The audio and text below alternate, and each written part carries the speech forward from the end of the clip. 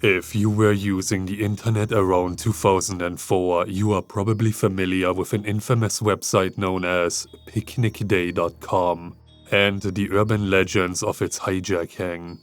Here's context for those who have no idea what I just said. Picnicday.com was a website whose primary purpose was to provide users with all the necessary tools and information to enjoy a delightful outdoor picnic experience. The site was created in late 1998, originally being a shopping site. The homepage featured a bright and inviting design with pastel colors and playful illustrations of picnic scenes. It had the typical early 2000s design with simple graphics and easy navigation. The website was divided into several sections, each offering different resources for planning the ideal picnic. It had the usual features like location suggestions, recipes, tips, and a music playlist, which featured a mix of genres from indie folk to jazz. The site garnered a cult following among its users by encouraging them to share their own picnic experiences and tips. It also featured a user forum where people could exchange ideas and share photos of their picnics. The website regularly updated its content depending on seasonal changes and special events. For example, it would feature themed picnic ideas for holidays like Independence Day or Valentine's Day, as well as tips for picnicking in different seasons. One of its standout features was a virtual assistant named Kelly. She had the appearance of an anime girl wearing a red dress with white polka dots, drawn in late 90s anime style. She would pop up in the corner of the screen to offer assistance and friendly conversations, and she had a cheerful, friendly personality. Everything was going smoothly, with the community having mostly well-respected and friendly members who were just having a relaxing time. But as always, with every single fandom, there would always be someone who would take advantage of this naive, calming space. Or in this case, a group of people. On September 21st, 2004, a team of hackers hijacked the picnicday.com website and possibly executed one of the most catastrophic website hijackings in history. According to a select few, if you entered the website during this time, you would be greeted with pop-up ads floating all across the screen. The homepage was completely black. When you tried to interact with the website, nothing happened. After a few seconds, the Kelly virtual assistant would appear. However, her appearance had changed. She still wore the same red dress, but she was completely faceless. Instead of her usual cheerful greeting, she would immediately start asking personal questions about you and your surroundings in a threatening manner. The questions would start normally at first but would become more unnerving and creepy as she progressed. Here are a few things she asked, in the words of those who witnessed it. Have you ever felt completely alone, even in a crowded room? Do you ever feel like someone is following you, even when you are alone? Do you think anyone would believe you if you disappeared? How do you think it feels to take a life?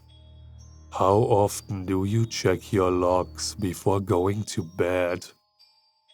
If you attempt to close the site, she would become very aggressive.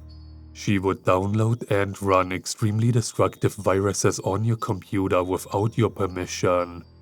These viruses would corrupt files, disable your antivirus software, and gain access to your webcam or home security camera, regardless of how secure they were. Kelly's faceless avatar would then open a new window, displaying a live feed from your camera on your screen, her blank face still staring at you. Within moments, the website would display your home address and crash your computer. When you rebooted your PC, it would display the Windows could not start because the following system file is missing or corrupted error. The only way to fix this was to completely reinstall Windows, if you were lucky enough not to be reported missing. Some of those who experienced this terrifying encounter were never seen again. Reports began to surface of individuals either disappearing without a trace or committing suicide shortly after the encounter. For approximately 48 hours, the website remained in this state. During this time, numerous users reported the strange occurrences of the website to MySpace and 4chan, although most of the posts were deleted and aren't archived. Luckily, a few posts managed to be saved, either by screenshots or by the Wayback Machine. However, none of them are fully archived, meaning that those versions only feature a few snippets from the posts. Here is one of them. I thought it was just an elaborate prank. People love to scare each other on the internet, right?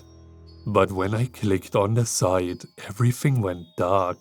And there was Kelly, or what was left of her. She started asking me these horrible questions. I tried to close the browser, but it wouldn't let me. Then she started listing things from my private life, details only someone close to me would know. When she accessed my webcam, I freaked out and yanked the plug on my computer. I haven't slept properly since.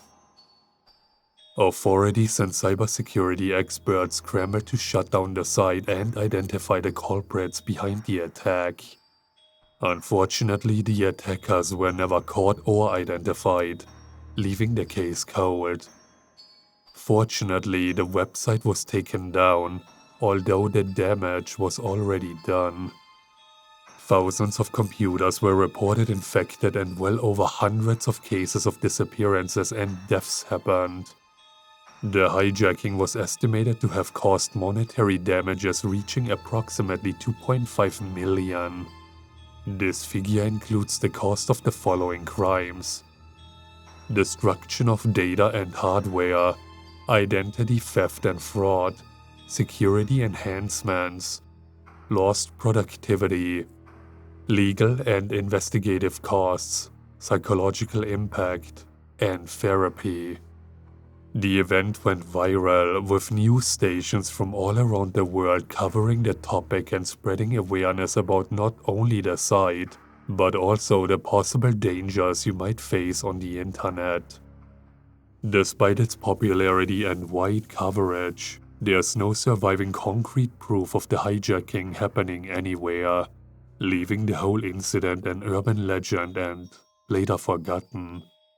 The URL to the website has been blacklisted by the Wayback Machine, likely due to the damage the site caused on that fateful day. When you try to Google either the URL or any surviving proof of this attack, nothing pops up, as if the whole thing never happened. It's like the internet doesn't want you to know anything about it. The only information that we have are archived CNN news articles and a single photo of the website before the incident, which is where we got most of the information from. If you have any screenshots, videos, audios, articles, or blog posts related to the incident, please tell me down in the comment section.